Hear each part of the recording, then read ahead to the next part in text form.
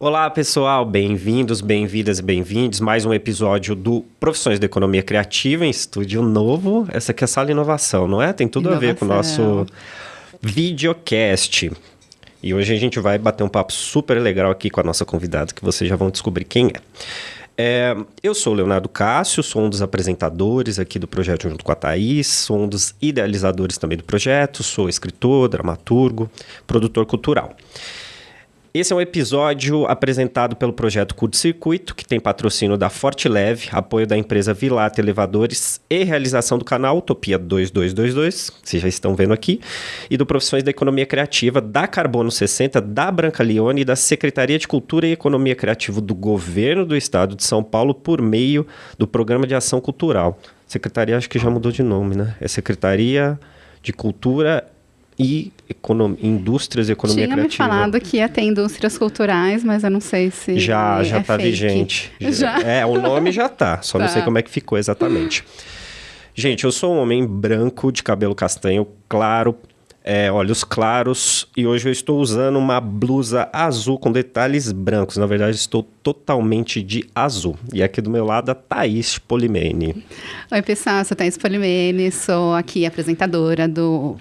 Eu ia falar do Utopia 222, mas também, né? Porque a gente também tem um videocast Utopia 222. E a gente está aqui falando pelo Profissões da Economia Criativa e também apresento as Minas Gerais. Também sou produtora, roteirista e eu sou uma mulher branca, tenho cabelo castanho, olhos castanhos, estou com batom rosa, estou com brinco, mas nem dá para ver porque eu estou com fone. Ah, é? Né? Tenho... o meu cabelo é liso, quer dizer, hoje eu acho que está meio ondulado, comprido. Tô com um moletom preto, um moletom regata, né? Preto. E por baixo tô com uma blusa rosa de manga comprida. E aqui na minha frente eu tô com a Érica Mota, que ela vai se apresentar. Seja bem-vinda, Érica. Obrigada pelo convite. Bom, sou a Érica Mota, eu sou uma mulher negra de pele clara, eu uso dreads na altura do ombro, tenho olhos grandes, tô com batom, acho que rosa, e uma blusa de lã preta. Tem um piercing, não é? Tem um piercing no nariz. É verdade, eu nem falei das minhas tatuagens porque nenhuma tá aparecendo. Também não. E hoje, como ela falou, a gente tá gravando aqui pela primeira vez nessa sala. Essa sala tem uma mesa laranja, super bonita. Uhum. E atrás da gente tem uma parede com grafismo, com vários triângulos verdes, azuis, amarelos, vermelhos e brancos. Isso, e no centro da mesa um televisor com o logo do projeto. E eu não sei se está aparecendo a luminária, que eu achei muito legal, que é de notebook. Né? Muito legal. Érica, seja muito bem-vinda. Você trabalha com Libras, né? Uhum. E também é MC. Uhum. E você fez pedagogia? Fiz. Vixe, nossa. Como foi que surgiu o interesse em trabalhar com Libras? Foi pela pedagogia ou você já entrou na pedagogia pensando em trabalhar com isso? Uhum. Bom, novamente eu quero agradecer a oportunidade, né, de estar aqui. Uhum. Quero dizer que é meu primeiro podcast, então tem um monte de primeiras vezes aqui. Isso aí, tá vendo? Que abrem caminhos.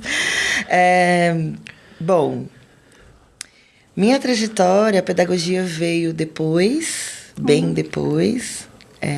Eu sou mãe de 3 filhos e a academia veio depois, né? Da maternidade.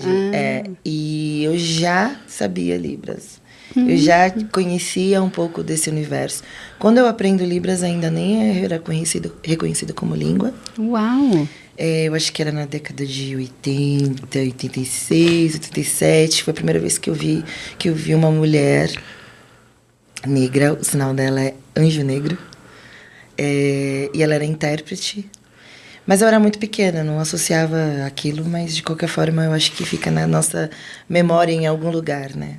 É por isso que eu gosto muito quando eu tô num espaço que tem criança observando, porque isso vai ser naturalizado para eles. Super. Então, se naquela época eu já olhei aquilo como algo, nossa, né, diferente, perguntei para os meus pais o que era, tal.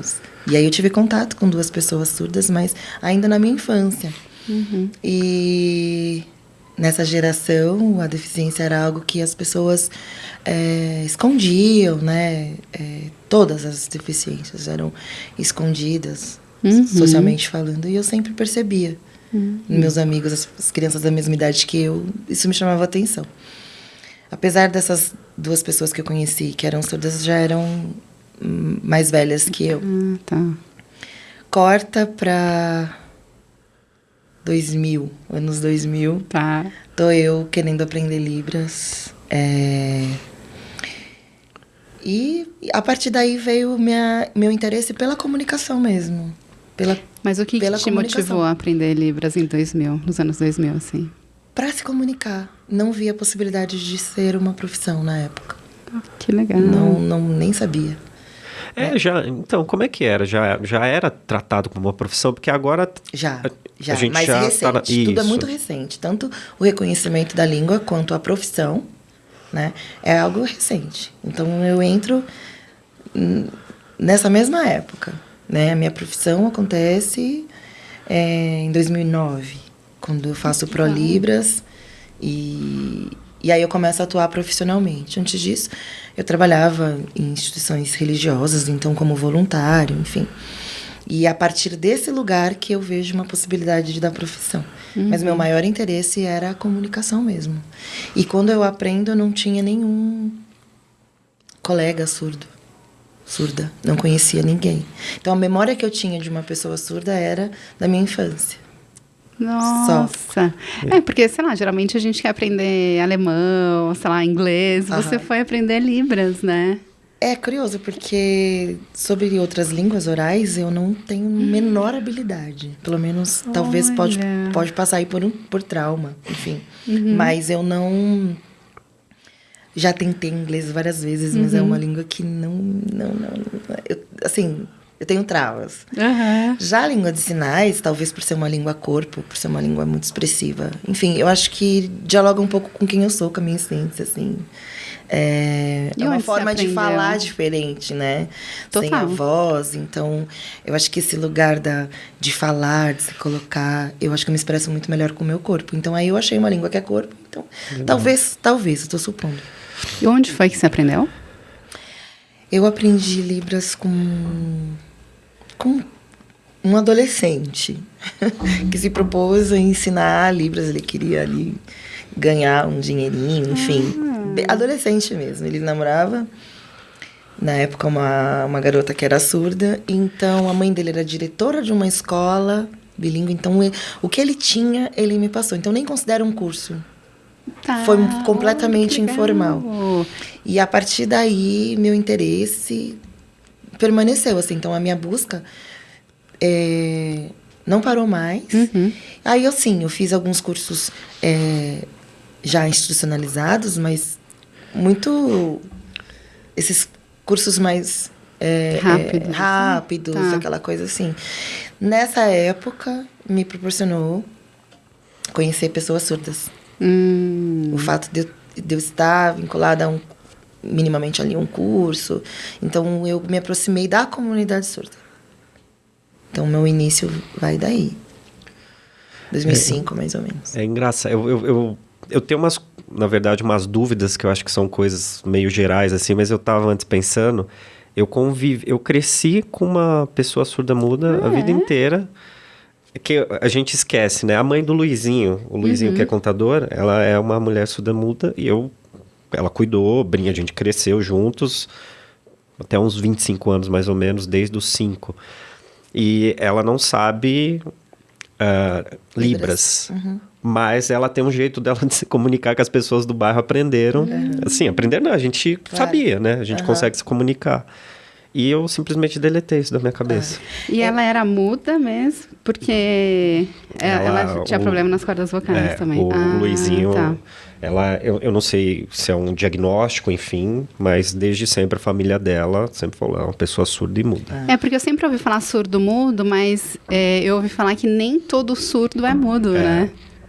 Que é uma das coisas, né, que a gente não sabe. Exatamente.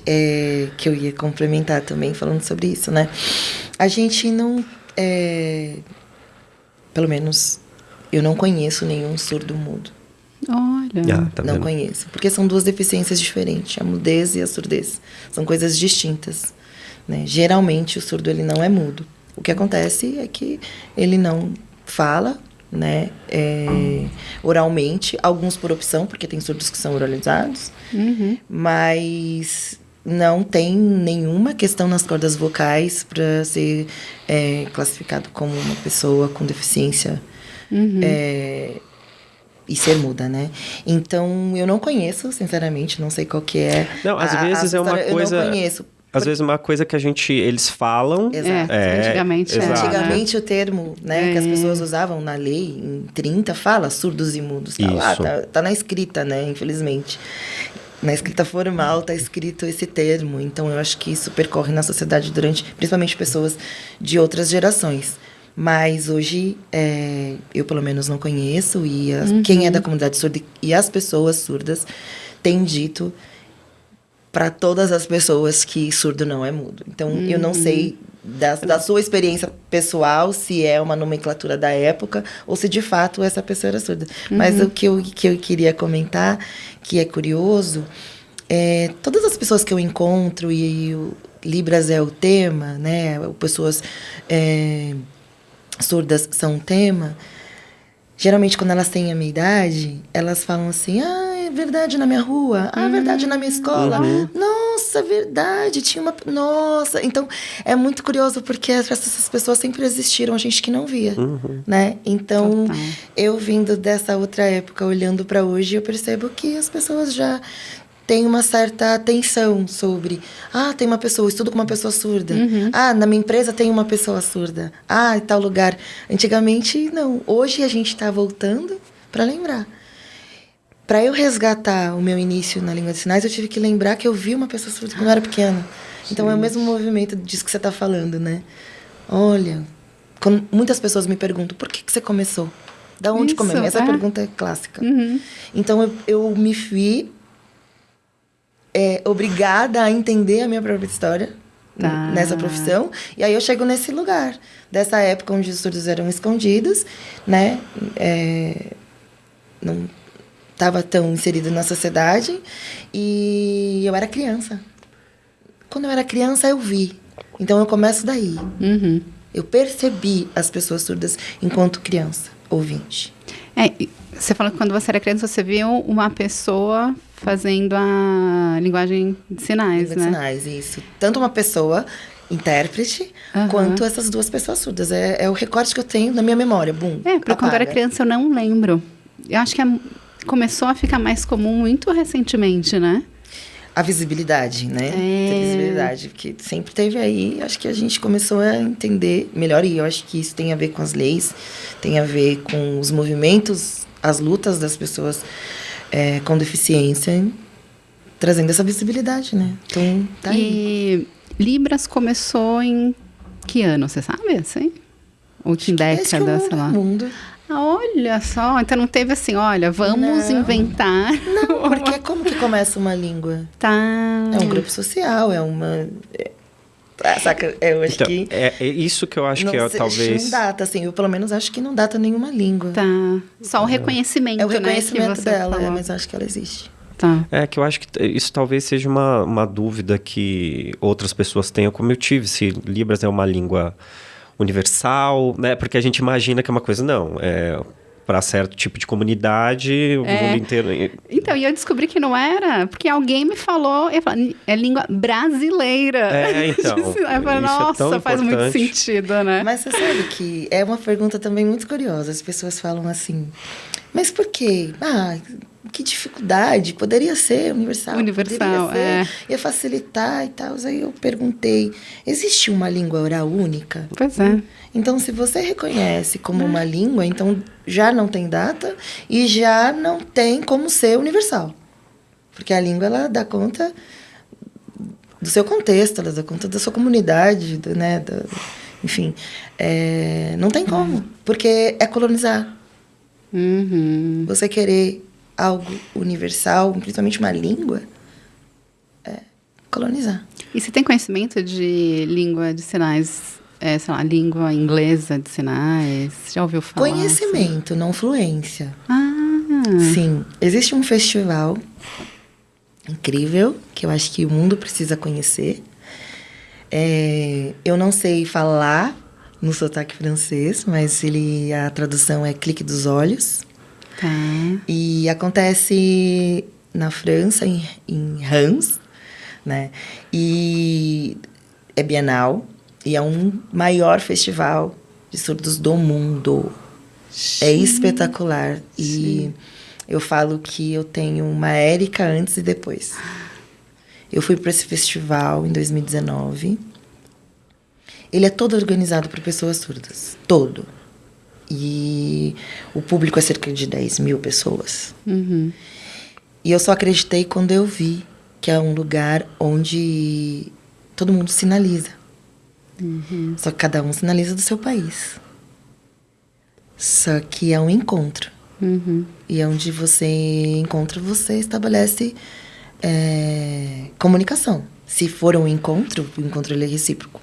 Então, você estabelece uma comunicação. Também tem a vantagem da língua ser visual, então isso facilita. Também o advento da internet, que é onde as pessoas do outro lado do mundo têm contato em todos os espaços, então os vídeos estão aí para isso. Então, esse trânsito de língua agora também é virtual, não precisa você ir até esse espaço para ter contato com surdos de outros países. Então, a comunicação, ela acontece. Eu, que não sou surda, fui no festival e o meu lugar de conforto, de segurança, era com pessoas de qualquer país, desde que fossem surdas, porque eu não falo nenhuma outra língua oral. Então, eu passei muito perrengue. Foi minha primeira vez fora na Europa, então eu passei muito perrengue de comunicação, assim, me perdi muito. Foi hilário e trágico ao mesmo tempo. E toda vez que eu encontrava um surdo, ufa, eu não queria nem saber de que país que ele era, mas eu conseguia me comunicar. Não quer dizer que eu seja fluente, não quer dizer que eu fale essa língua, mas a possibilidade de encontro, porque eu sou uma pessoa ligada à comunicação, eu amo me comunicar. Gosto muito de língua de sinais, então é um lugar para mim de interesse. E o desespero de eu estar num lugar que eu não conhecia nada. Então, acho que juntou tudo isso e eu consegui me encontrar e me comunicar com essas pessoas. Mas está longe de ser fluência. Então, eu voltei para esse festival pela segunda vez. E são surdos do mundo inteiro. Surdos artistas. Artistas. Ai, que é um festival. Então, assim, todos os espaços têm artistas. Em todo tempo. Você escolhe o que você quer ver, a hora que você quer ver, para todas as idades. É surreal, gente. Conheçam. Você foi em 2021? Eu fui, ano passado. Ah, tá. Agora, então, esse ano vai ter. Ano que vem. Ah, tá. É sempre em junho. Tá. Então, eu, enquanto ouvinte, foi um divisor de águas conhecer esse festival. Eu já tinha anos na profissão como intérprete, mas E o que rola lá? Conta pra gente, que eu fiquei super curiosa. Muita arte. Teatro, dança, poesia, performance. Tá. O espaço é lindo. É um parque gigantesco, assim. Então, tem muitas atrações o tempo todo. Lugares de brincar. As crianças, elas ficam em oficinas e depois se apresentam. Tem vários palcos, tem palestras. Então, cada ano, eles homenageiam um país. Ai, que legal. Então, aquele país traz os artistas. É incrível. É clique dos olhos que você falou? Vou anotar aqui. Chama Clean the Will. Não é assim que se pronuncia. Não é. Não serei eu a pessoa que vai falar assim. É super legal isso que você está falando, que eu acho que realmente é uma questão de entendimento errado mesmo, assim. Libras é uma língua. Me parece que a gente trata como se fosse uma técnica, assim... Ou uma linguagem, ou a gente trata como como se fosse um jeito que você deu e que serve para qualquer contexto. Eu acho que isso que é complexo. Tava você comentando ontem, curiosamente eu assisti um filme de Hollywood chamado Creed 3, que tem 2 personagens que se comunicam com língua de sinais. Uau. E, inclusive, uma menininha é filha do protagonista, né? E o filme inteiro tendo isso que eu acho que é interessante, que é a visibilidade, nesse caso aí, mundial, né? Só que aí é esse tipo de coisa. Tem gente que talvez veja lá e fale, é Libras, entende? E não total. né? É língua de sinais. É língua de sinais. E eu acho que as pessoas, os artistas surdos estão tomando seus espaços. Então, agora teve um artista que ganhou o Oscar. Isso. Então, eu acho que isso traz uma visibilidade mesmo. Acende a luz, sabe? No que já acontece. A gente que não tá vendo. E eu abri os olhos no festival. E teve alguma representatividade brasileira lá? Sim. Sim. Algumas. E com maior orgulho, assim, eu falo que é de um irmão, amigo, e multiartista, Léo Castilho, não sei se vocês conhecem. Eu acho que pesquisando sobre... Ele fez o... peraí, que eu tenho aqui, que é um corpo sinalizante? Somos professores do corpo sinalizante. Isso. Hoje a gente é professor do corpo sinalizante e MC, que significa mestre de cerimônia do Islã. Então a gente... Agora a gente está chamando de Slam Master, né? Então a gente é os Slam Master do Islã do corpo. Tá.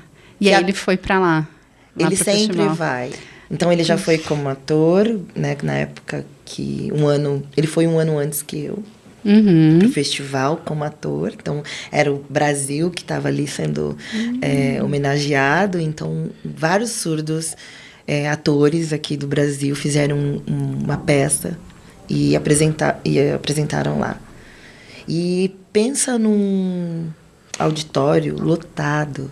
Nesse último ano, eu não consegui entrar. Eu cheguei 2 horas antes, fila não, encerrou. 3 andares de um teatro que chama La Comédia, uma coisa assim, um teatro muito... A cidade inteira reconhece esse festival. A cidade inteira se prepara para receber esse festival. Demais, né? É demais. Então, não consegui ver, sabe, assim, então é incrível. Sim. Quero ver tal atração, lotou. Lotou. Então vou ver o que tá acontecantando aqui. Poxa, deve você descobre coisas incríveis. DJs e música. Todos são surdos. E isso é encantador. Encantador no sentido não romântico, mas é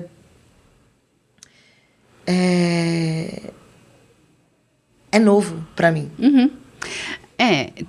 Eu tive uma experiência que para mim também foi muito nova e nem se compara a esse festival, que eu faço curadoria para alguns eventos corporativos. E eu sempre gosto de levar diversidade, né?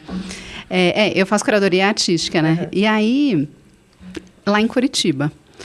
E aí eu encontrei a Gabi. Não sei se você conhece. Gabi. Isso! Claro. Aí eu encontrei pela internet também. Eu falei, gente, é uma poeta de slam que é surda. Sim. Aí... eu já achei aquilo incrível, assim, encantador, nesse sentido que você falou, que é algo novo, sabe? Porque eu encontrei uma pessoa que é originalmente surda e faz slam.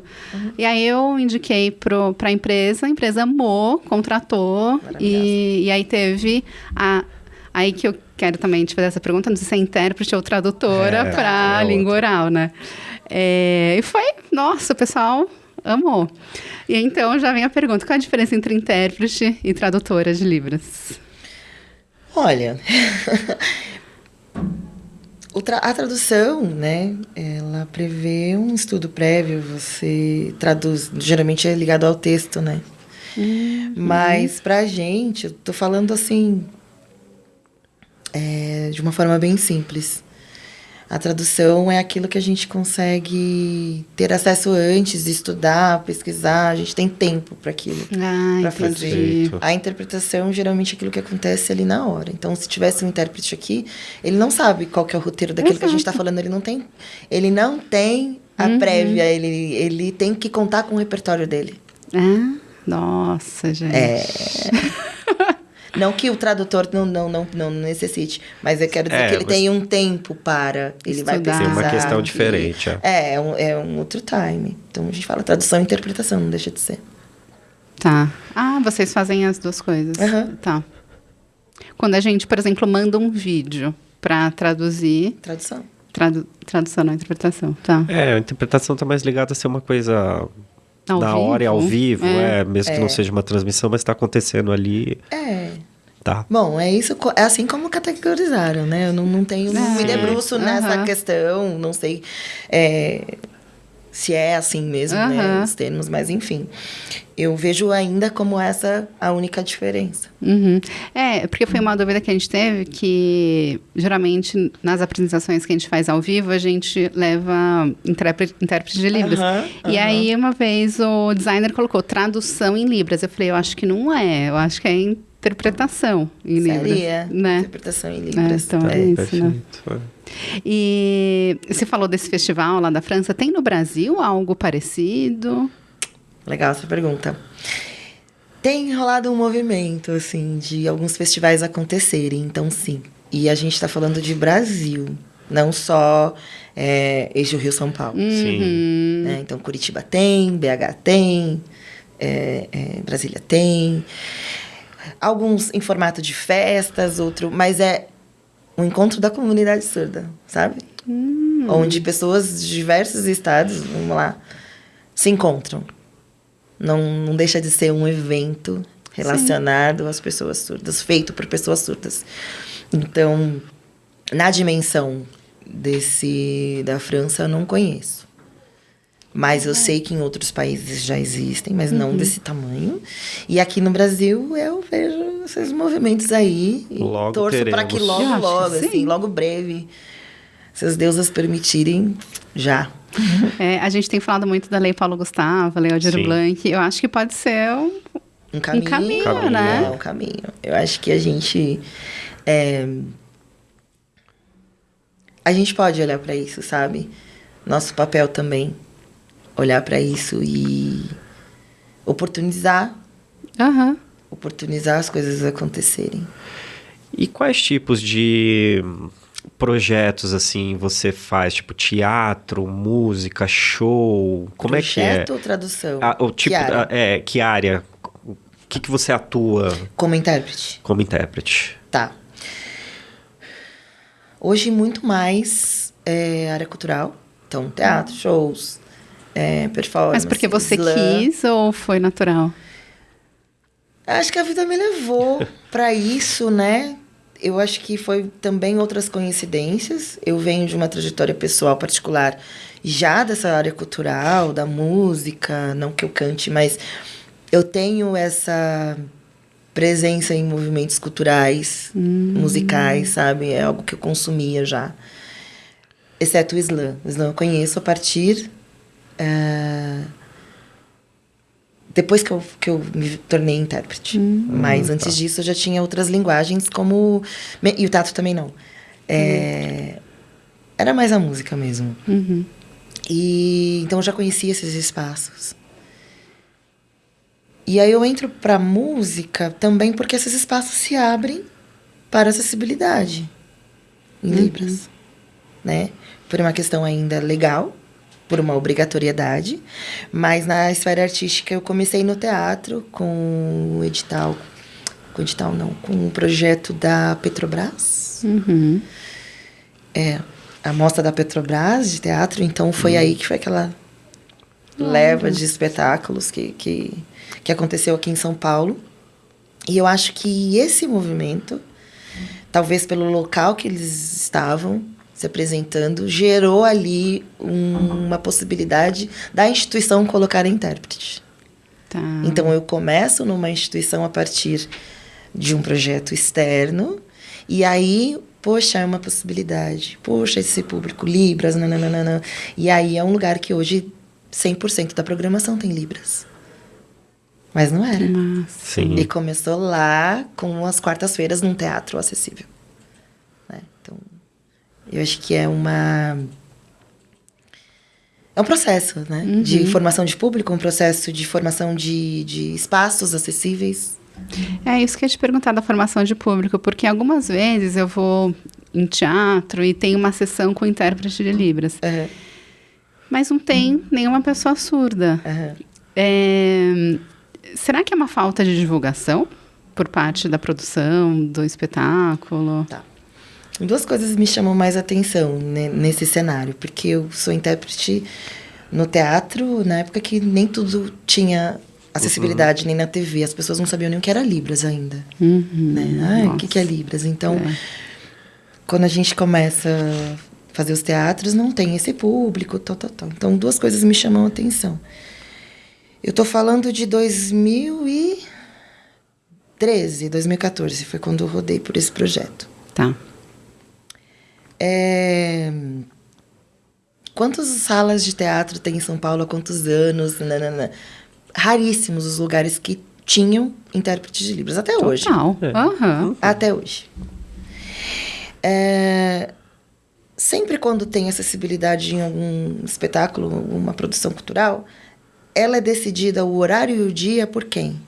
Por nós. Não é a programação toda. Então não, vai não ter. Exatamente. Então, naquele dia, naquela hora que ele estudou, agora você perdeu a oportunidade. Entendi. Então, você não está falando de acesso. Né? Se a pessoa tem o direito de ir a hora que ela quiser. Eu vou para aquele espetáculo. Choveu, não quero ir. Tá tendo o mesmo direito que você. Ou, tô sem fazer nada, minha amiga me chamou pro espetáculo. Ela não tem que se preocupar se tem acessibilidade. Já está garantido a acessibilidade. Então, nenhuma essas coisas acontece. Então, como que a gente forma público se eles tiveram um não durante muitos anos? Não tem. Hoje tem, mas hoje eu posso ir. Hoje tem, mas não foi divulgado. Então, aí tem as variáveis. Mas não é recente que as pessoas têm esse respeito. E muitos espetáculos que acontecem em São Paulo não tem. Nossa. Tô louca pra assistir um musical com uma amiga minha, que é surda e não tem acessibilidade no espetáculo. Então, assim, aí a pessoa faz o serviço de acessibilidade, acha que aquilo é uma ajuda, então você tem que ir, porque eu estou te cedendo esse espaço, esse horário. E aí a pessoa não vai, o produtor fica puto, mas espera lá. Vamos conversar sobre? Claro. Vamos voltar 10 casas? Vamos entender por que essa pessoa não tá? Outra coisa, formação de público. Se não tiver representatividade, dificilmente o público vai se interessar. Até porque os surdos, esse mundo tá cansado para eles. A gente não oportuniza nada. Então, eles estão criando novos mundos. A programação deles, o rolê deles, os slams deles, os saraus deles, o festival deles. E ok, maravilhoso, né? Então, nesse sentido, eu acho que protagonismo surdo, a gente não tá mais falando, só ter Libras, não. Agora a gente quer surdo lá. Sim. Se tem surdo ator, por que nenhuma programação tem surdo? Se tem surdo dançarino, por que nenhuma programação tem um surdo dançando? Nossa, eu acho que eu raramente vi. Não, raramente. Ou é data comemorativa. Ou é setembro, E eu acho isso bizarro. eu adoro quando alguém me chama pra algo relacionado à acessibilidade que não tem a ver com essas datas. Nem dezembro, nem setembro. Falo, aí eu te dou valor. Esse projeto eu encaro com coração. Porque não é sobre datas comemorativas. Então, a formação do público também agora tem isso. Tem surdo lá. O espetáculo não foi feito. Geralmente, o intérprete ele é um anexo do espetáculo. É um recurso. Então... É verdade. Como que é isso? Como é a sua preparação quando você vai... Nesse caso, é tradução e interpretação. Porque teatro você recebe antes a dramaturgia, né? Sim, tem que receber. A gente tem que saber o que está acontecendo. Tem como. E aí você interpreta todos os personagens? ou traduz, faz a tradução de todos os personagens. Eu acho que a acessibilidade ela pode melhorar desde que as pessoas envolvidas com teatro entendam o que isso significa, de fato. Né? Colocar ali como anexo no canto, numa luz, que aí eu vou apagar a sua luz, vou te deixar no blackout, porque senão vai estragar a estética do meu espetáculo. Mas você está falando, eu preciso de luz. Nossa, a gente ainda precisa falar sobre isso. Mas isso é a estética do espetáculo. Mas né? Então eu acho que a acessibilidade ela é efetiva quando, primeiro, quem quer acessibilizar a sua obra entende a importância disso. E está disposto a dialogar com o que for necessário para que aquilo chegue de verdade. Porque o objetivo não é chegar. Né? Então, eu fico muito nessa brisa, assim, da intenção do espetáculo. Então, quando a intenção é bacana, acontece... Agora, eu fiz o Festival CIF. Teve uma apresentação, uma enquete, um espetáculo, enfim. Uma programação artística onde tinha 2 pessoas falando, a estética era 2 cadeiras... E a diretora falou, não, quero uma intérprete de cada lado, cada um ser uma personagem e tal. Existe um diálogo sobre... Ai, que legal. E diferente, a gente tá nunca dentro vi. da coisa, né? Existem alguns espetáculos que hoje já colocam um intérprete. Então, o intérprete tá na cena. Eu já vi colegas meus fazerem esse tipo de trabalho. É outra coisa. Dá outro sentido, né? Para aquele acesso de verdade. Porque geralmente fica lá. E isso me dói em espetáculo infantil. Onde o negócio é todo lúdico, colorido. A criança tem que ficar olhando para um lado só. A pessoa de preto. A né? pessoa de preto. Sabe? É muito... Mas é que... Olha, é verdade. Porque a pessoa pode estar com algum figurino específico para ela, né? Pode ou não, ou algo que se assemelhe, ou então, enfim, coloca mais perto dos personagens. Estereótipo. Não é uma regra, né, estar de preto, porque eu achei até que fosse. Porque todos acho que já foi, não sei. Acho que já foi, mas não. Olha que... eu, pelo menos, acho que não faz como sentido regra, pra uma pode criança. romper também, né? Claro, as regras são feitas para isso. Pra gente refletir e questionar. Então, se o diretor do espetáculo quiser, ele faz um espetáculo maravilhoso. Se ele quiser, ele faz, envolvendo acessibilidade. Se ele quiser só cumprir aquilo ali, porque ele já tá cheio de demanda e não vai dar conta, põe o intérprete lá, mandei o texto e tá tudo certo, é isso. Mas... e que tem uma coisa também que é perigosa, que é assim, ter o intérprete acarreta em custo, né? Assim, fica sempre com essa coisa assim, mas vai custar, mas não.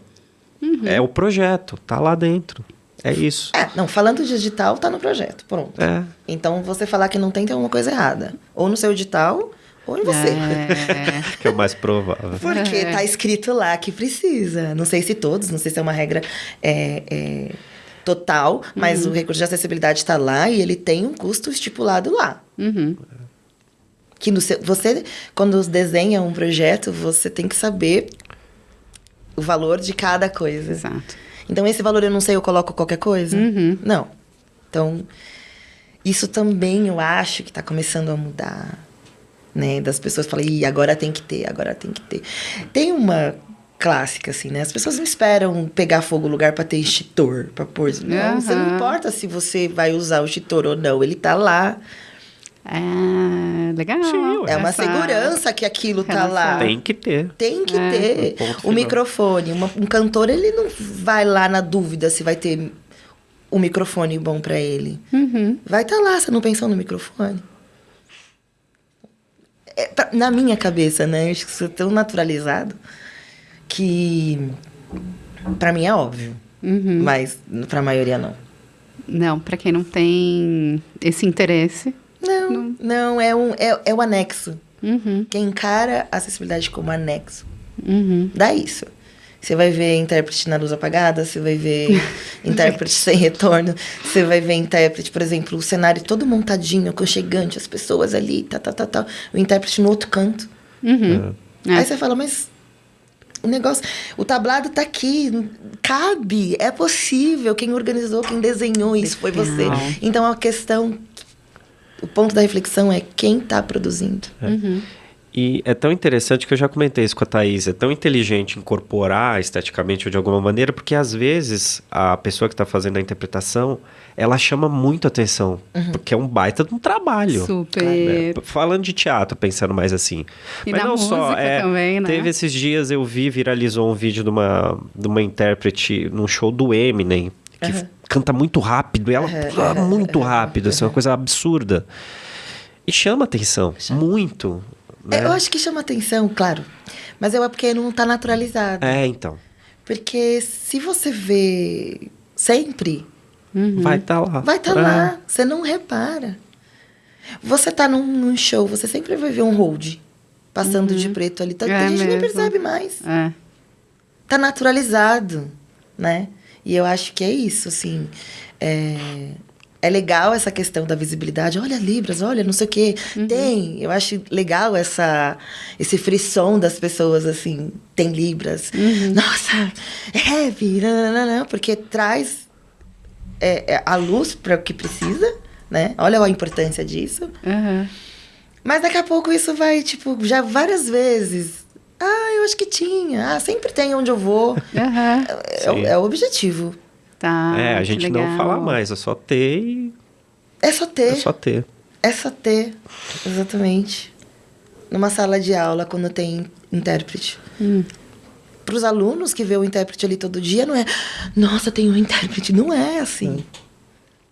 E você sabe se hoje em dia, assim, ensino fundamental, ensino médio, tem... Obrigatório. Olha, é pela lei da pessoa com deficiência? É obrigatório, a lei de inclusão, se eu não me engano. Tem que ter um intérprete de Libras dentro da sala de aula. Nas questões do Fundamental 1, 2, desse ensino regular, público, eu não sei, posso estar sendo leviana porque eu não tenho dados. Mas está mais garantido do que na faculdade. Até hoje eu escuto pessoas surdas falando que quer estudar em tal faculdade, só que tal faculdade eles não querem pôr intérprete. A primeira coisa que eu falo é seu direito.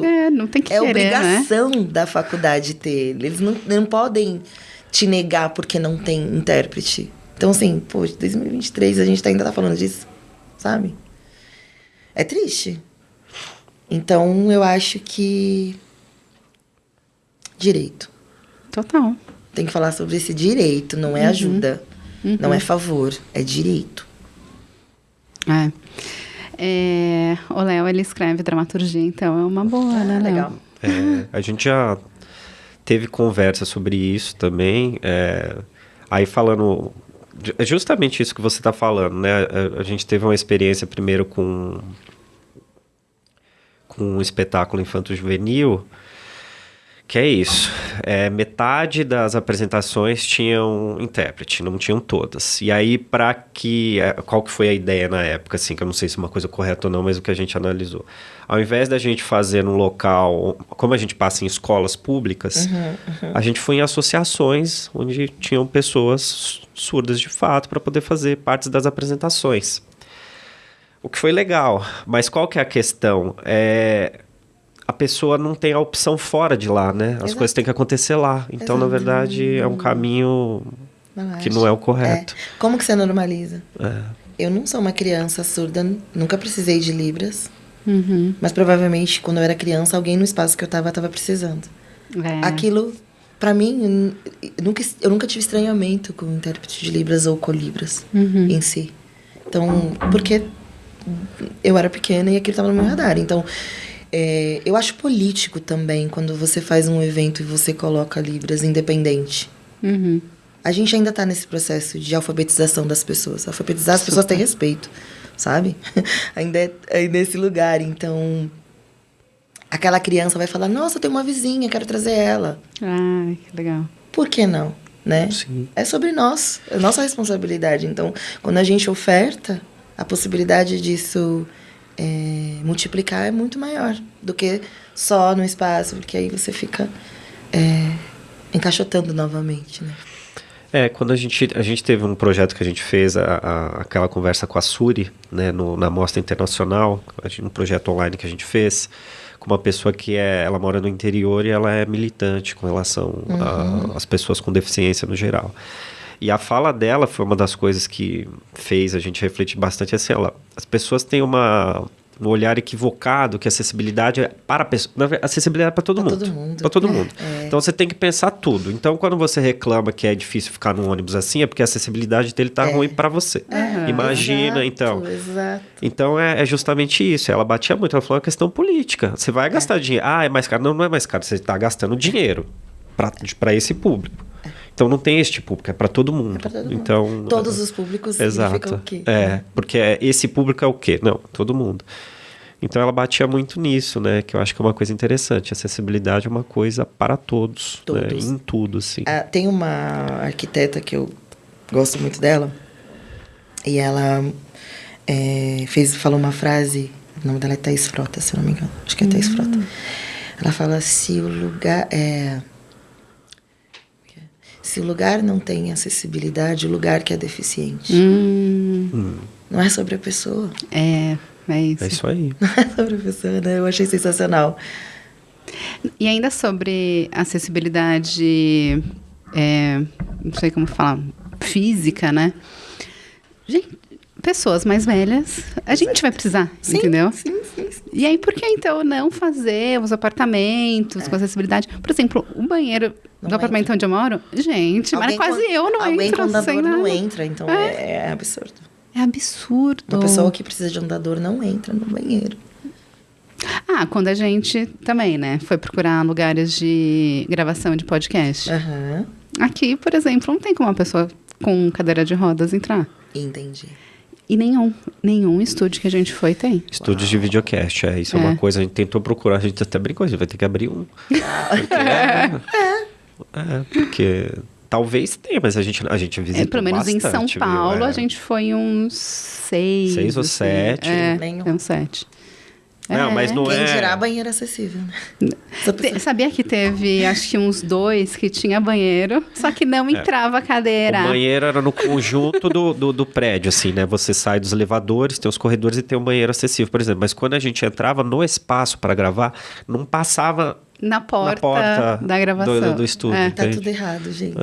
É tudo culpa nossa, assim, né? Que anda, que... É tudo culpa nossa.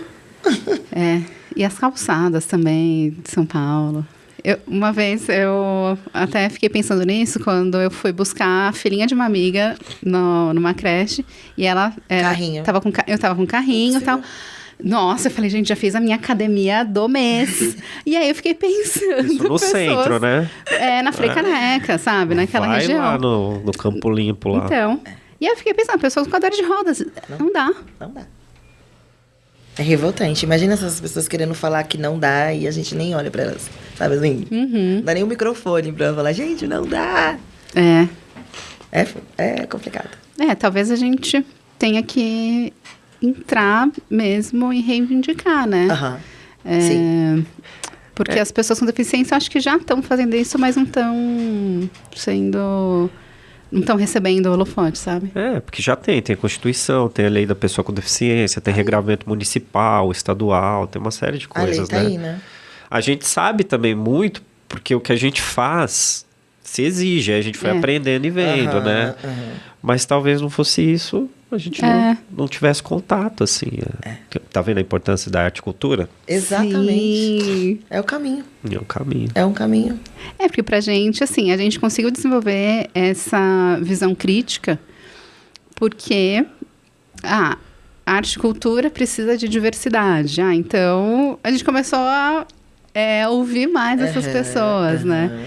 E aí, quando a gente sempre fala, a gente quer pessoas com deficiência para falar sobre qualquer coisa, sabe? Sobre criatividade, sobre o trabalho delas, não para falar sobre a deficiência. Exato. Aí a gente começou a ver, então a gente precisa de um estúdio que consiga receber. Não sei como que a gente vai fazer. Vai fazer um. Vai ter que ser online. Que aí, então, eu já conheço pessoas que trabalham em corporações, que trabalham com questões de diversidade e tal, não sei o quê. E aí, comentando exatamente com esse processo que a gente está tendo, por que não faz online? Eu falei, olha, é a possibilidade, mas de novo, é pela ausência de espaço que a gente não vai convidar a pessoa. Então, fica sempre... Então, a pessoa com deficiência a gente faz online e o resto a gente recebe no estúdio. Verdade. Né? De novo, não é a melhor solução. É uma exclusão, né? Não deixa de ser. E aí a gente tem que chegar no estúdio e falar assim, pô, esse estúdio é legal, mas ó, preciso de uma rampa.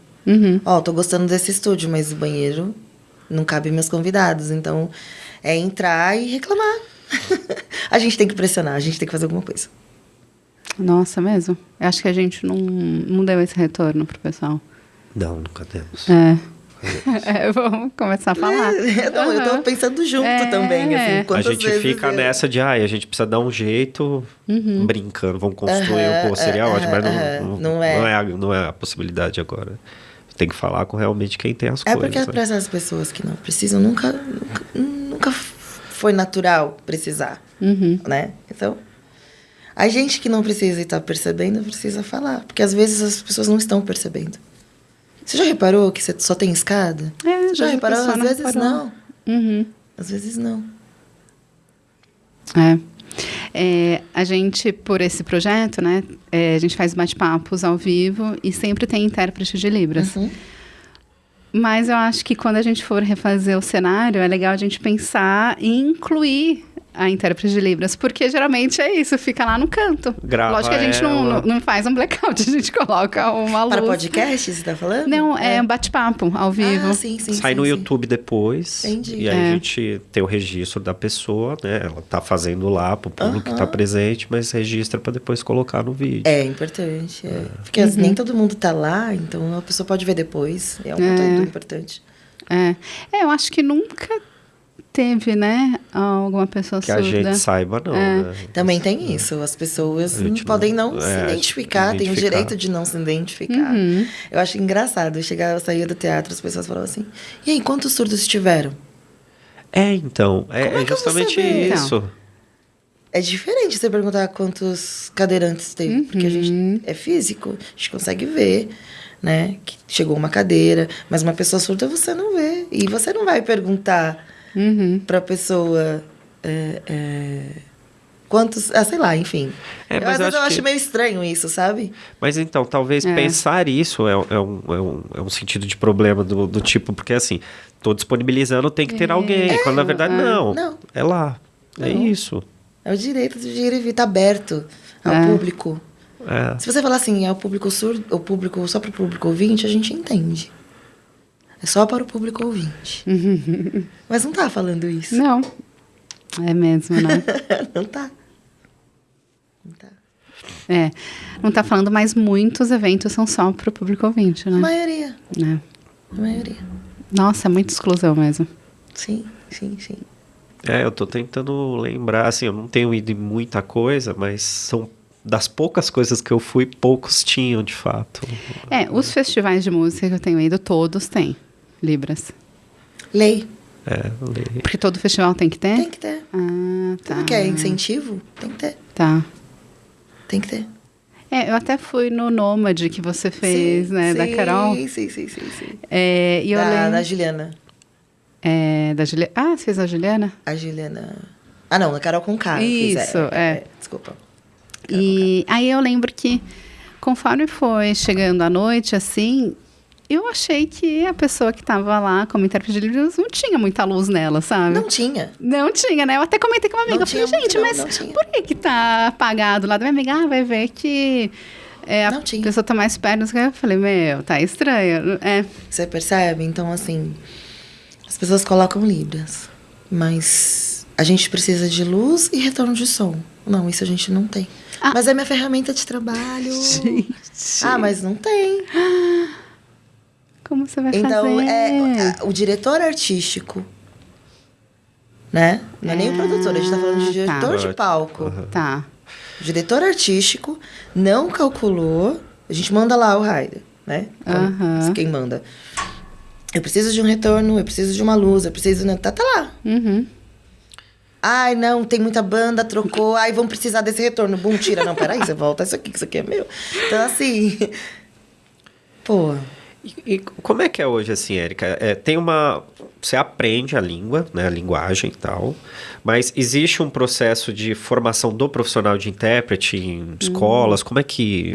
ou é assim, você sabe, por isso você tem espaço para poder trabalhar? Isso é complexo. É complexo? Não, sim, formal, tem escolas, tem certificados, tem faculdade, tem. Mas na área tem muitas pessoas que não são qualificadas, e aí não estou falando só da questão acadêmica, é conhecimento mesmo, fluência da língua. Eu faço um curso de 40 horas, pego meu certificado, você sabe Libras, então você vira intérprete. Não. Então. Você saber inglês não te faz um tradutor. Nossa, exato. sim. É a mesma lógica. Então... Não é uma... exato. Então. Tradução, interpretação é uma técnica, é um estudo, é uma ciência. Então, como assim? É uma ciência, isso. Sabe? Mas isso acontece. Por quê? As pessoas não estão muito preocupadas para quem que é. Para as pessoas com deficiência, então coloca qualquer pessoa. A pessoa não precisa saber Libras. Eles nem vão vir mesmo. Então, o buraco é muito mais embaixo, sabe? Então, eu vou colocar uma pessoa que tem um valor super sucateado. Às vezes nem é intérprete. Mas, pela lógica de quem produz, pessoas com deficiência, eles nem vêm. Então, não tem essa preocupação. Né? Diferente se for um evento que precisa de tradução para o inglês. Eles não vão escolher a pessoa que está lá que fala que sabe inglês. Claro que não. Que acabou de fazer um curso de 6 meses. Não vão fazer isso nunca. Verdade. Nunca. Né? E por que fazem isso com a língua de sinais? Porque é uma língua sem prestígio. É uma língua reconhecida no papel, mas não socialmente ainda. O fato é que eu acho que as pessoas nem sabem o que é língua, que é isso que eu estou dizendo. Que as pessoas não sabem que é língua também. Entende? Exato. Parece que é só uma simples técnica ali para resolver uma coisa momentânea. É mímica, é sempre algo menor. É sempre algo menor. Porque como língua, imagina, é igual um curso de letras, assim, é uma coisa acadêmica. Vai ensinar política, as leis, uma série de coisas. Essa é uma dúvida. Tem habilitação em Libras, em curso de letras? Porque, por exemplo, letras Libras. Tá. Tem um curso que chama Letras Libras. Mas a formação de intérpretes, ela vem de diversos lugares. Às vezes a pessoa é família de surdo. Meu irmão é surdo, minha mãe é surda, meu pai é surdo, então eu sou intérprete. Não. Você sabe Libras. Então tem um pouco desse lugar, assim, que não existe esse cuidado, né? Que, poxa, é uma língua que você precisa entender. Esse lugar de interpretação. Tem pessoas que... sabe Libras, mas não para interpretar. Né? Sim, então, para se comunicar. Para se comunicar, e é muito diferente. Mas ocupa esse lugar como se fosse algo da língua. E o prejudicado sempre é a pessoa surda. De novo. E no mundo ideal, assim, como que seria melhor para o intérprete de Libras? Por exemplo, eu vou te contratar para fazer uma tradução de uma peça de teatro. Tá. O que você precisa me mandar? O que eu preciso te mandar? Roteiro. O texto, né? Vídeo. Ou a possibilidade de assistir. Que legal. Ótimo. Porque tem uma coisa que a gente no palco, a gente fica de costa. Ou lateral. É mesmo. Né? Então, você assim... não tá vendo. Ver a primeira vez o espetáculo, você não tá vendo o que tá acontecendo, você não se aproxima dele. Você não sabe o que tá em cena. Sim. Sabe? Às vezes tem coisas que você não precisa falar. Já tá visual no espetáculo, então eu não precisava falar. Eu posso compor, eu posso indicar, mas se eu não tenho contato. Tá. Isso afeta, isso influencia a tradução, a interpretação. A qualidade. Isso afeta na qualidade 100%. Então, se você quer uma interpretação ali feita na hora, tá bom, é uma qualidade. Você quer uma tradução, você quer uma coisa bacana, é tempo e dedicação. Tá. E show? Tem alguma diferença? Manda as músicas? Ai, não, eles são terríveis. Os caras não querem nem a gente no palco. Quem dirá mandar a música? É muito raro. E a música também muda muito, né? Quando, sei lá, a pessoa escreve alguma coisa querendo dizer outra. Então, é importante você saber, né? A música, sim. Então, você vai no festival de, sei lá, 7 bandas. Cada um canta 14, 15 músicas. Aí, eles mandam 50 e falam, a gente vai cantar uma dessas. Chega lá, pode mudar tudo. Então, são ainda complicações, assim, sabe? Tá. São coisas que... São questões que a gente enfrenta no dia, na hora. O mundo ideal seria, olha, tá aqui, ele vai cantar essa. E acontece. Shows menores, sim, eventos de menor proporção, é melhor isso. Ah, tá. Tem esse cuidado maior, assim. É que assim, na verdade o processo você vai discutir com a equipe que vai fazer a captação de vídeo. Você vai lá, faz um monte de reunião, conversa, não sei o quê. Aí tem a equipe artista.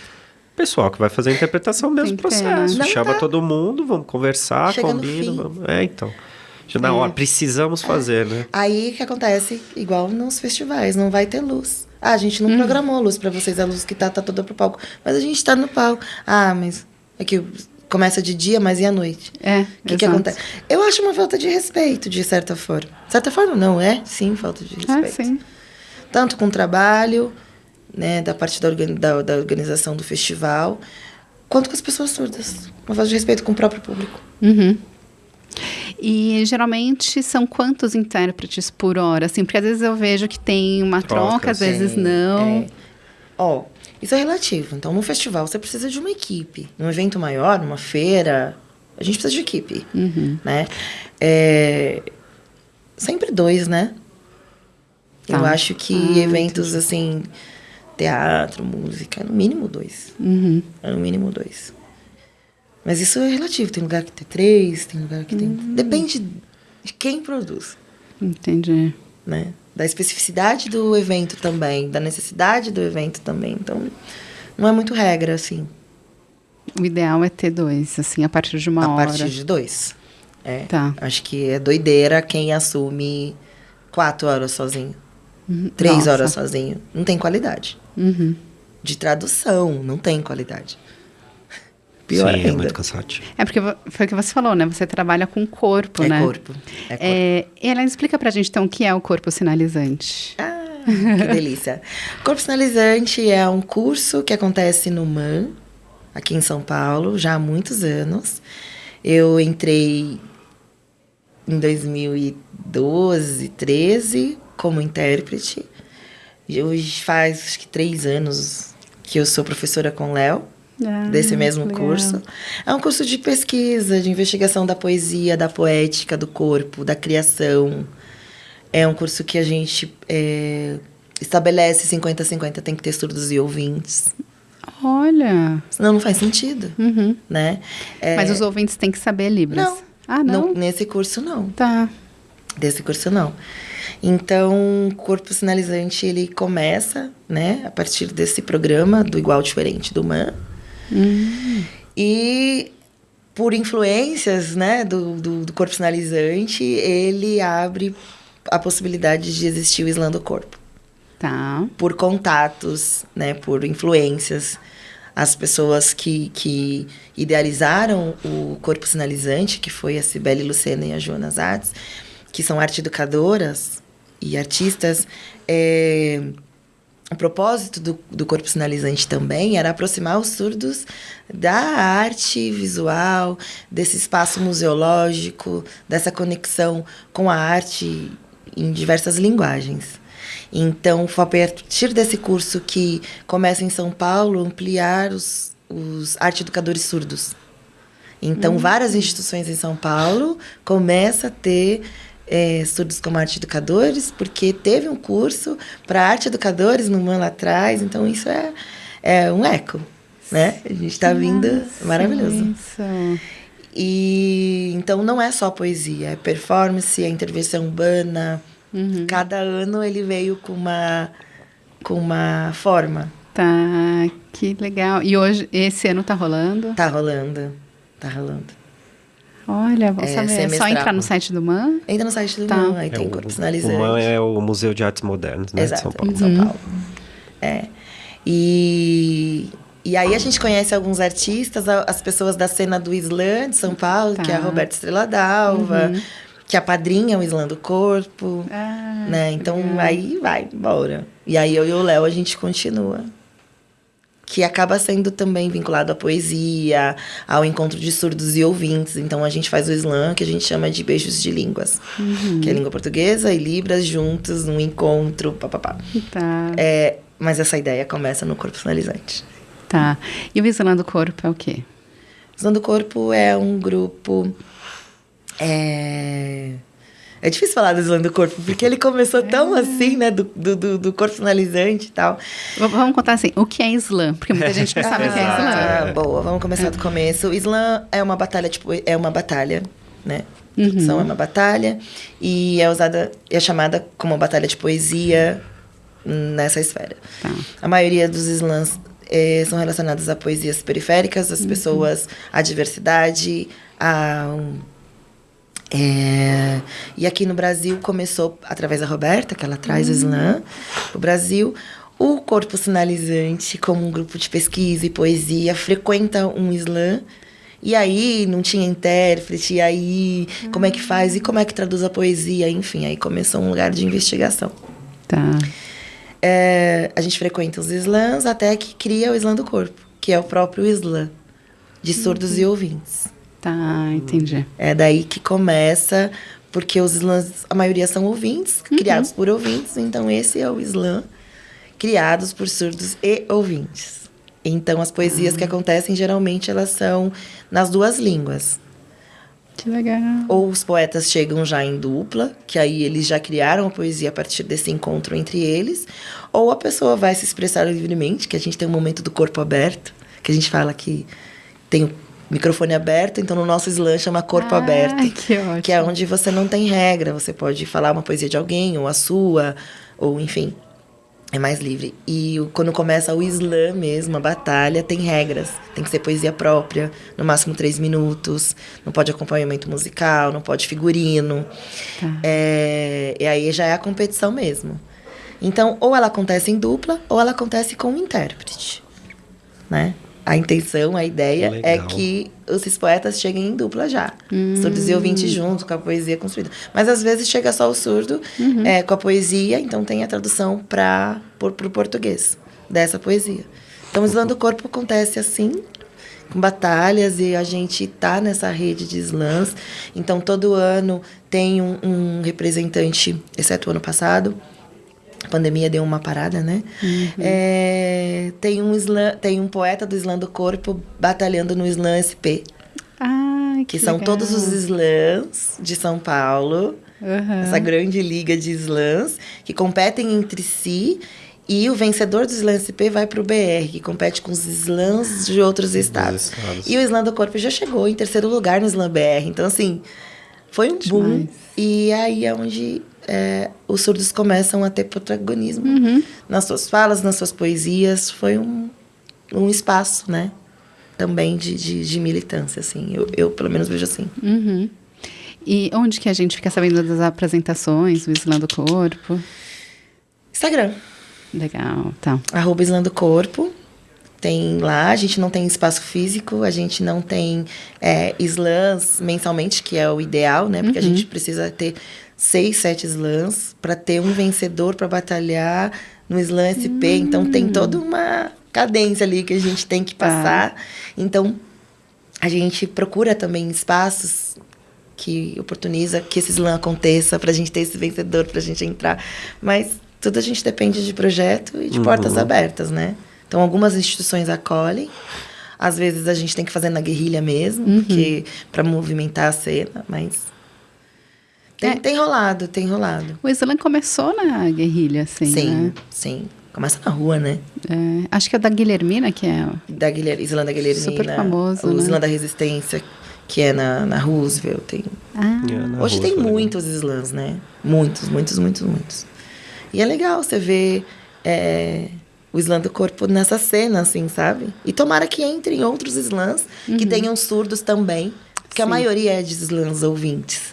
Então, fica um surdo para um monte de ouvinte. Calma. Então, a gente também precisa criar esses movimentos de slams de surdos para que eles batalhem também e vão aumentando esse número. É a ideia. Islã é um negócio muito legal, né? Eu vi que vai ter um evento literário nesse mês de julho. Não sei se esse podcast vai ser publicado em julho, mas... Julho de 23. Que vai ter Islã. É um evento literário e aí vai ter uma parte... São Paulo. Deixa eu até ver aqui se de repente vai ter Islã do Corpo. Olha só. A gente está fazendo agora participando de um circuito, né? Que é o Ciranda. Que aí tem vários slams, mas estão homenageando poetas que já se encantaram. Então, cada slam escolheu um poeta para homenagear, citar. E aí, no final agora em julho, vai ter a grande final desses slams. E agora é dia 4, né? Julho vai ter o slam do corpo. Olha, que máximo. A gente tá nessa também. Ó, vai ter Slam do Bronx, Slam Fluxo, Menor Slam do Mundo. É do Menchone. Que demais esse nome. É maravilhoso. Muito. Slam Rasta, Slam do Grito, Slam da Guilhermina. Esses. Maravilhoso. Legal, né? Esses são os slams que eu gosto, assim, que eu frequento. Alguns são da Zona Sul, né? Como eu sou da Zona Sul, então facilita. Mas são todos... É tudo uma rede, assim, né? Todo mundo meio que se conhece. Super. É muito massa. Precisa incluir o Slam do Corpo aí. Indicar. Sem dúvida nenhuma. Deixa eu... só acabei apagando aqui. Eu ia fazer uma pergunta, assim, eu não sei, dentro da sua experiência, tem... Porque agora tem uma outra coisa depois que eu fiquei pensando, mas assim, tem muitos jovens procurando aprender a Libras ou... É que você comentou que existe uma questão do ensino, da interpretação do profissional ser, né, por várias questões, não ser tudo bem feito, assim, do ponto de vista de estudo e tal, mas tem uma procura, hoje geralmente se observa que é mais por uma questão, tem um convívio com uma pessoa, enfim. Porque, assim, eu não sei se isso também é uma coisa incorreta, teve aquela coisa ali, daquela época das lives ali do período de pandemia que, né? Sim. Primeiro porque já é obrigatório, e segundo que teve visibilidade pelas questões que estavam acontecendo. Aumentou? Como é que você vê isso, assim, do público jovem para poder aprender? Onde eu vejo as pessoas comentam o interesse, assim. Sempre vem falar comigo, quero muito aprender, tô com vontade de aprender e tal. E o legal é que cada vez menos as pessoas estão querendo aprender porque conhece alguém da família, né? Sim. Interesse pela língua. Interesse pela língua. Não foi o meu caso e eu tô vendo algumas pessoas se interessarem pela língua mesmo. Quero aprender. Eu percebo que as pessoas têm mais interesse hoje. Nossa. Em aprender, assim. E quem quer aprender, qual que é o caminho? Contato com pessoas surdas. Tá. Contato. Conviver. Buscar também, eu acho que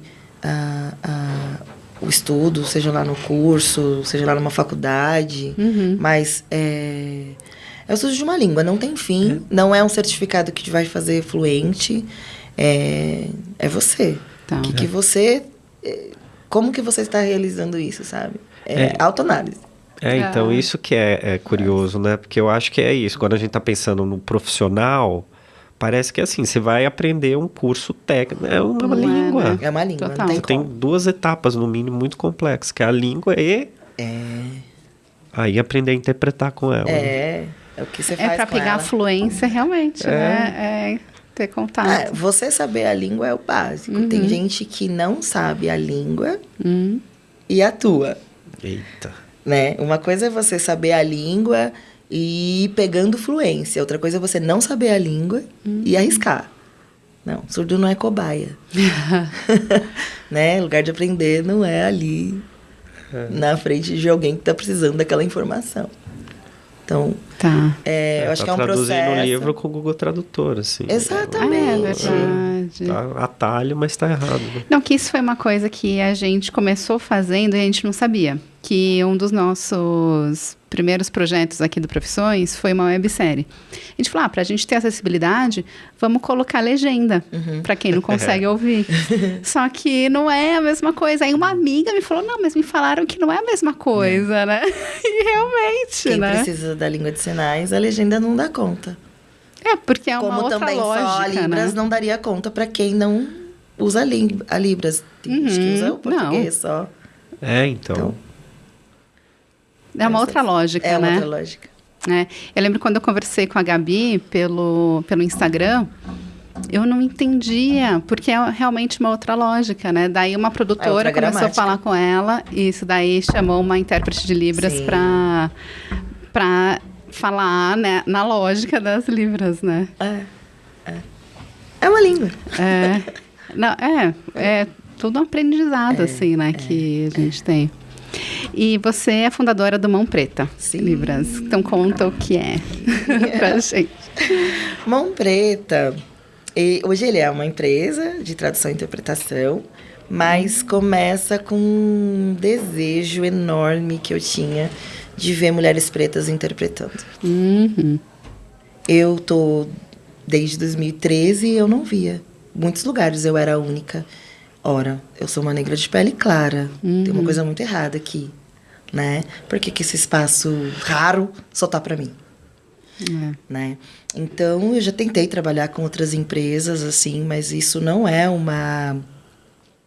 não é para todo mundo que é uma visão, né? Nem todo mundo é racializado. Nem todo mundo entende as questões políticas por trás disso. Então, senti a necessidade de abrir espaço. Né? Criar novos mundos, porque o que tá aí não tá muito bom para mulher preta. Então, eu abro hoje como empresa, mas começa com um grupo de mulheres. Eu perguntei para uma amiga assim, você conhece intérprete preta? Me ajuda a achar? Preciso conhecer. Cadê elas? E hoje a gente tá com um grupo gigante. Gigante, assim, pra mim é muito grande, né? Porque eu falei, cara, tem. E não é só São Paulo. É isso que eu ia perguntar, não é só São Paulo. Não, tem pessoas do Rio, tem pessoas... Também tem pessoas que hoje moram em São Paulo, mas não são. E eu acho isso rico, porque são línguas de sinais de outros estados, sabe? Acho que a gente tem que quebrar um pouco, descentralizar um pouco as coisas, sabe? E eu gosto disso. Eu gosto de multiculturas, eu gosto de... mesmo, né? Porque deve ter gírias, né? Tem. Então, tem sotaque, né? Tem gente que é do Rio, então tem a língua de sinais do seu estado. E eu falo, não muda, você não tem que mudar nada, porque você está em São Paulo, sabe? A gente tem que ser quem a gente é, né? Quantas vezes a gente alisou o cabelo para ser quem a gente não era? Então, não. Então, aqui você vai ser quem você é. Quantas vezes já foi te negado um espaço, principalmente na publicidade, por você ser preta? Comigo, eu conto na mão, às vezes, que aconteceu. Imagina com outras mulheres. Então, essas coisas me atravessaram, assim, sabe? Não vi. Não vi. Cadê vocês? Se a gente está falando sobre nós, os espaços culturais, a arte tem sido um lugar, uma ferramenta para trazer visibilidade para as pessoas pretas, né, aqui no Brasil. E quem está falando? São mulheres, sabe? São intérpretes brancos, padrões. Continuam nesses espaços? Não. Né? Então, eu acho que o meu desejo foi de criar novo... cansei. Cansei de ser a única, não tenho que ser a única, não sou totem de ninguém. Não te faz menos racista só ter um ou dois na sua equipe. Não, a gente está falando de tudo. Porque muita gente acaba não se atentando a isso, né? Já vai ter a diversidade de ter Libras. Então pode ser o homem branco, cis, né? Como assim? Então você vê espetáculos, assim, sei lá, musical. Alcione, Elza, Conceição Evaristo. Pessoas brancas fazendo. E eu não tô nem colocando num lugar assim, você não tem capacidade de estar aí, você não tinha que estar aí. Mas espera aí. Uma coerência, né? Só isso. Vamos ter uma coerência. Vamos ter uma coerência.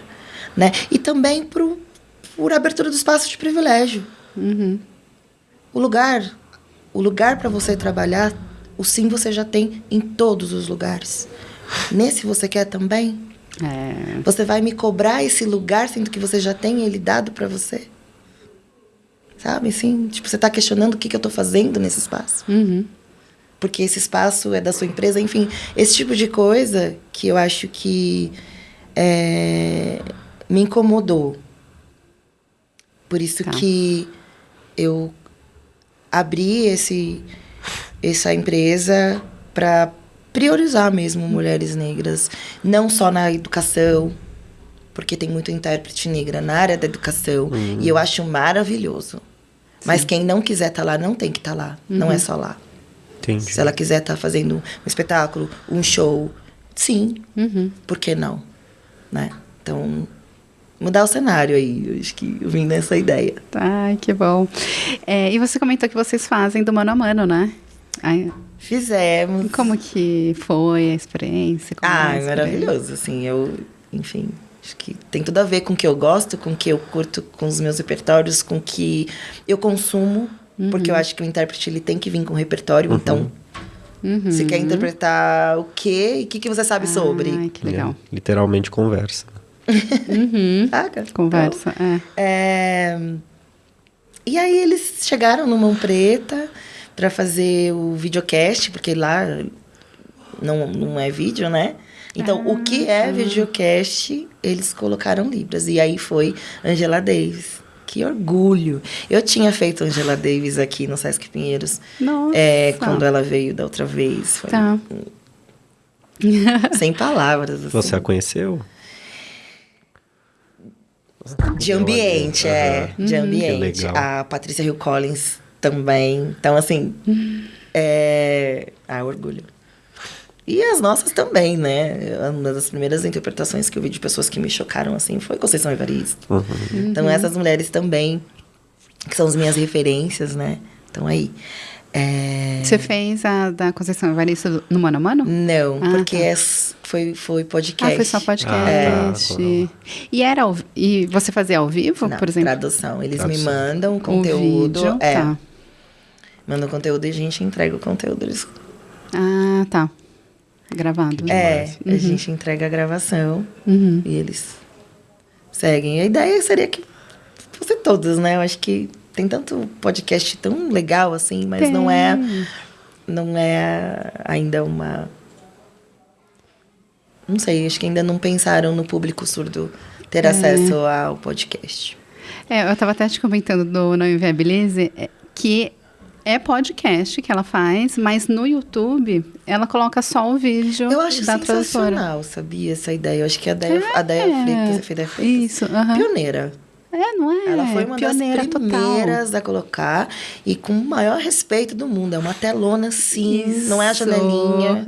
Porque, assim, todo mundo pensa que a gente tem ótima visão, né? Todos os surdos foi isso que a gente falou. Incrível, janela desse tamanho. Não, gente, tem surdo que não tem a visão como eu, não vejo de longe. Então, nossa, foi exatamente isso que aconteceu uma vez com o editor, que ele colocou uma janelinha, assim. Possível. Eu falei, gente, eu acho que tem um padrão que tem que seguir. Aí depois a gente vai pesquisar, acho que é 1/3 da tela, né? E aí cria outro produto, se quiser. Tem pessoas que fazem. Eu faço acessibilidade também de algumas instituições culturais de exposição cultural.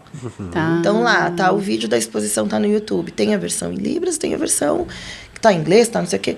Existem várias formas. A tecnologia tá aí para isso, sabe? Então é estudar qual que dialoga melhor com o meu conteúdo, o que cabe esteticamente. Então, a gente cria um outro lugar, a gente põe junto. É legal tá junto? Vamos pôr ali na cara mesmo? Tem que ir recriando, né? Porque você também adota esse padrão usual, fica sempre a mesma coisa. Então, isso aí é o mínimo, né? Na verdade. Não Inviabilize, pioneira. Maravilhosa. Nossa, também amei. E ela sempre fala, olha, gente, tem lá, assistam, né? Indiquem pra quem vocês conhecem que... Eu tenho amigas que acompanham. Ah, que bom. Nossa, muito legal. Ela é bem focada, assim, na diversidade. E acho que, mais pessoas, né, deveriam ser assim. Porque é diferente. Eu acho que o podcast, ele vem de algo inovador numa entrevista. É diferente das entrevistas que tinham. Sei lá, o podcast é novo, pelo menos pra mim. Assim, no meu conhecimento, ele é novo, né? Esse formato... Não sei, assim, eu acho que poderia ter Libras já, sabe? Eu não sei por que não. Foi mais alguma coisa que apareceu e Libras vai vir no anexo, sabe? Assim, poxa, é de agora, é contemporâneo. O que a gente tá fazendo agora? Como é que as coisas estão acontecendo agora?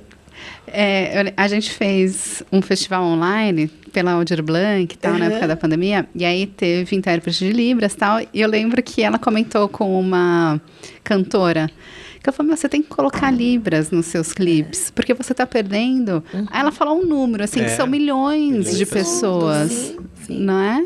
Sim. No Brasil, surdas. É muita gente. É muita gente. Que a gente tá perdendo, né? Assim. É muita gente. Não, propaganda não tem. Então, se ignora essas pessoas como consumidoras, como cidadãs, como tudo. Novela não tem também, né? Você sabe? Não, eu acho que é só Programas tem? Não, Programas de TV aberta? Legenda. Só legenda, que é horrível Que também. É horrível. Eu já tentei acompanhar, mas assim, não, dá nervoso. Dá nervoso. Sei lá, Jornal Nacional. Gente, é horrível acompanhar com legenda.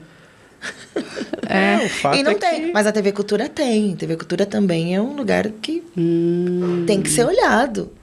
A programação toda tem, sabe? Tem uma equipe gigante, tem surdos que trabalham lá, que são consultores. Então, assim... Ai, que legal. Não estou falando de dentro, não sei detalhes disso, mas acho que é um movimento num caminho certo, sabe?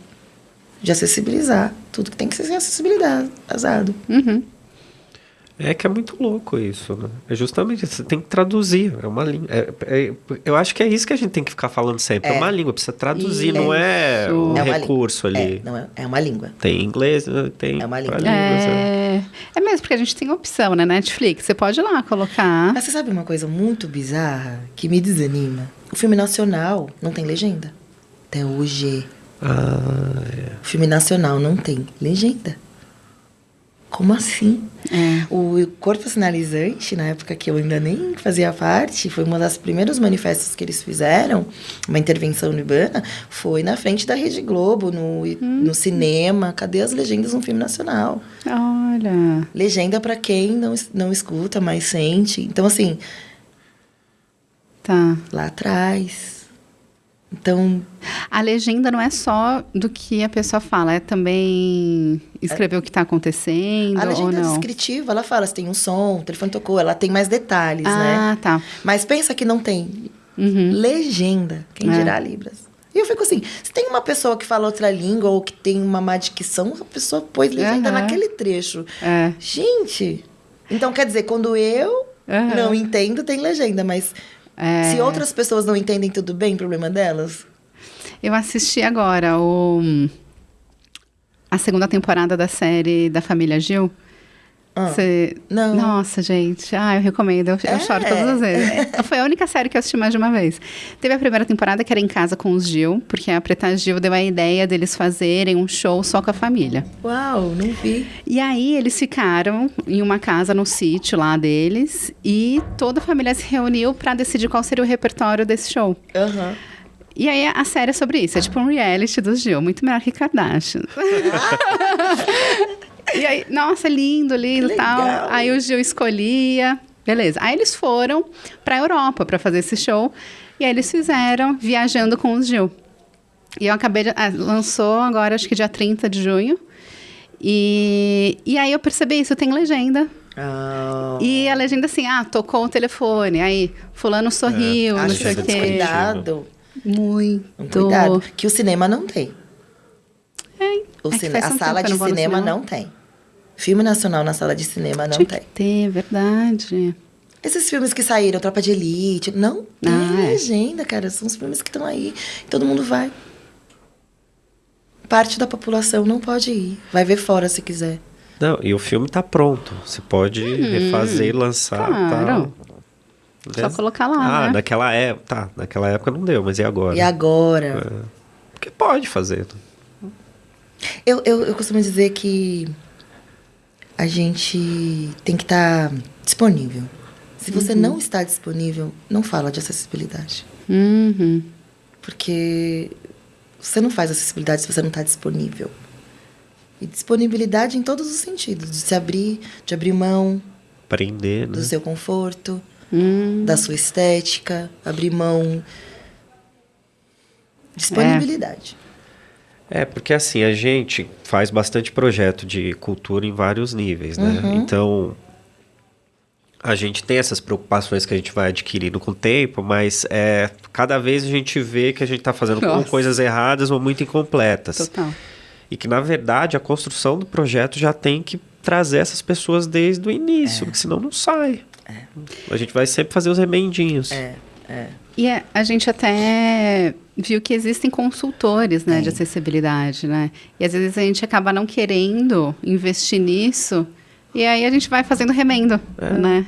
Mas eu não pensei nisso. Não, mas você poderia resolver isso no processo, não agora. Então, no planejamento, né? Acho que ter a consultoria de pessoas surdas ou de pessoas cegas, ou enfim. Quem trabalha com consultoria, acho que é importante. Sobretudo quem usa o recurso. Eu acho que é fundamental. Que aqui o foco é pela sua experiência como intérprete, mas tem milhões de coisas para poder fazer de acessibilidade. Né? Então, no audiovisual tem a audiodescrição, legenda né? descritiva.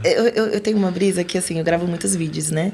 E às vezes a pessoa fala muito rápido, às vezes a pessoa tem que ter aquele minuto, então corte, não dá respiro, já dá play, a pessoa começa a falar, aí você fica assim, e o audiodescritor? Gente! E Libras nesses... O que a gente faz aqui? É tudo sobre tempo. Mas tempo de quem? Foi pensado a partir de uma perspectiva. É nítido. Porque senão ele teria mais imagens, ele teria mais respiros, ele teria uma fala mais tranquila. Quem planejou. Sim. E redes sociais é muito isso, né? Times, money, tudo curto, tudo sucinto, tudo não sei o quê. Nossa, eu tô pensando nisso. Também tem uma coisa do game, né? Se você for rápido, se você... Um Twitter, tudo tem que ser assim. Mas acho que... Precisa ser tudo. Né? Mas poderia ter redes sociais mais acessíveis mesmo, né? Uma coisa que eu tô pensando aqui agora que eu vi, eu não sei se a gente tá aqui com um pouquinho de tempo, não sei se você já passou por essa discussão, chegou que agora tem algumas profissões mesmo que a gente está passando, editor, enfim, que tá essa questão da inteligência artificial. Tem alguma conversa que você está acompanhando com relação à acessibilidade, não sei, enfim. Olha, acessibilidade é uma coisa... acessibilidade não. Tecnologias, né? É uma coisa ancestral. Sim. Então, ela tá aí... Cada hora é uma coisa. Então, tem muitas coisas que eu não faço ideia do que acontece, mas tem gente que hoje fala do metaverso, hoje tem outros recursos, assim, que as pessoas têm usado para acessibilidade, que são mais tecnológicas, assim, né? Eu não tenho muito domínio, assim, dessa... Eu vi... essa esfera tecnológica, assim, eu não tenho muito domínio, não. Uma parte foi meio... O programa que eu ouvi meio ruim, falando sobre dubladores que já estão sendo substituídos por inteligência artificial. Dubladores? Dublador. Tá. Porque agora você consegue fazer qualquer coisa. Você pega 30 segundos da voz de alguém, põe lá e tal. Eu vi que tá sendo usado até pra golpe, né? Pra golpe, então. Então você pega a voz da pessoa. E aí manda um áudio falando, olha, você pode me depositar, não sei quanto é o áudio da pessoa, entendeu? Meu Deus. Não vi isso. Enfim. Mas em relação a isso que você está falando, para Libras tem aí a ideia do avatar. Não funciona. Então. Não funciona. Não. Para interpretação, não. Eu achei que sim. Primeiro que ele não tem repertório. Segundo que é uma língua-corpo, o avatar não tem a expressão, não usa o corpo como língua. Não tem como. E ele é Google Tradutor. Então tá um pouco ruim pro avatar. E assim... Não sou eu que preciso, não sou eu que uso, mas na minha perspectiva, aquilo não funciona. Eu acho que, por exemplo, coisa, num banco, que é uma coisa mais exata, aquela... Padronizada, exatinha, poucas agora opções. Você vai pôr num podcast uma fala, um avatar falando... Não, é verdade. sem condições. Imagina um falando por cima do outro. Você vai pôr numa reunião um avatar... Não, sem condições. Tem coisas que a inteligência artificial não vai. Que tá com movimento mesmo assim, gente, olha, vamos contratar pessoas. Tem limite, eu acho que vai ter a pessoa por trás loucura. disso, não tem como tá ali. O ser humano vai programar, vai pôr a voz, vai, sei lá. Aham. Isso até foi uma coisa, né, que a gente estava conversando, que você falou que você tá cansado, né, de animação, assim, tipo... Eu tô...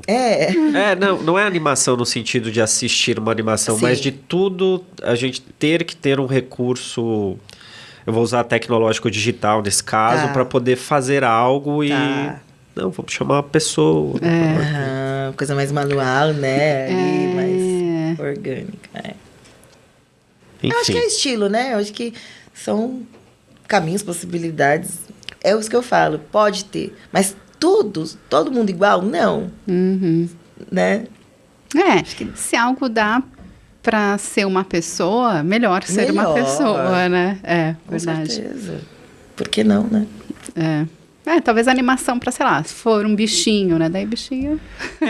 que, assim, isso a gente estava conversando sobre uma coisa específica, mas você vai conversar assim, não, tudo tem que ter, gay tem que ter isso, tem que ter aquilo, em substituição das coisas, né, das pessoas, que aí que é um pouco mais complexo, né? E aí tem essas experiências, porque isso é uma outra coisa também. Quando eu não sou uma pessoa que uso o recurso do intérprete para, eu não sei a linguagem, mas eu como produtor preciso prover. Sim. E aí, assim, me passa um conteúdo, eu acredito que está certo. Então. Né? Então não tem como a gente... A gente não revisa. Aí vai isso. Você não sabe... Tem os níveis de profissionais, pelos problemas que você falou. Aí tem o avatar digital. A gente sabe avaliar, né? Então. E aí a gente vai nessa coisa. Então, põe ali o avatar, beleza. Mas quem é que está, né? Quem está entendendo isso? Exato, quem é que está entendendo isso? Tem um intérprete lá, mas quem está entendendo ele? É uma boa pergunta. Então. É mesmo, né? E a gente não passa para ninguém avaliar, né? Olha, tá certo isso. Enfim. Ou certo, ou dá para entender, né? Tá legível, ou ter... Inelegível. Boa, bem lembrado. Boa. Bem lembrado. É ter esse processo mesmo de conhecer também, conversar com quem você está trabalhando junto para poder entender o que é isso, né? Também acho que tem muito isso, não tem esse planejamento, então a gente vai lá, contrata e beleza ali. Às vezes passa anos, nunca viu o rosto da pessoa. Nossa, é verdade. Né? E aí, tem os projetos que são super legais, vamos fazer isso junto, não é só negociar valores, né? Vamos entender como é que é para poder fazer melhor. Então, eu acho que a conversa é legal para isso. É incluir, ter esse diálogo e não só... Como se fosse uma ferramenta, né? Não é. Você vai chamar um intérprete, a gente trabalhou fazendo tradução simultânea para não, vamos fazer uma reunião para entender. É uma língua. É uma língua. Então, Érica, fala as suas redes sociais para o pessoal que quiser te contratar, tanto como intérprete, tradutora, MC. Consultora. Consultora. Bom, meu arroba pessoal é... @ Érica Mota. Érica com K. Érica com K. @ Mão Preta Libras. Né? Também pode me procurar. E-mail, mãopretalibras@gmail.com. Enfim, então aí. Tá joia. Só entrar Tá fácil encontrar. Tá tem fácil YouTube? encontrar. Não tenho YouTube. Tá.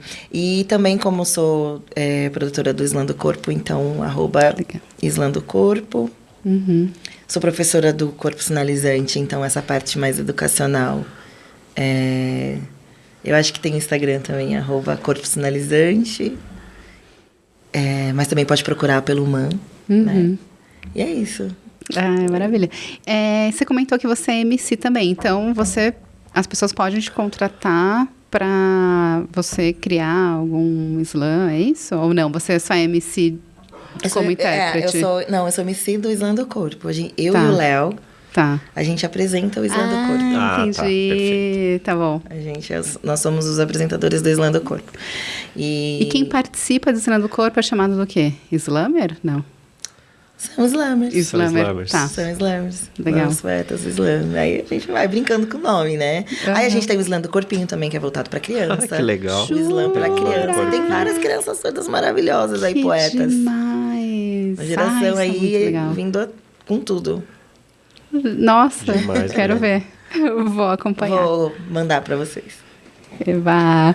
Então, pessoal, a gente tá também no Instagram, profissões.ec.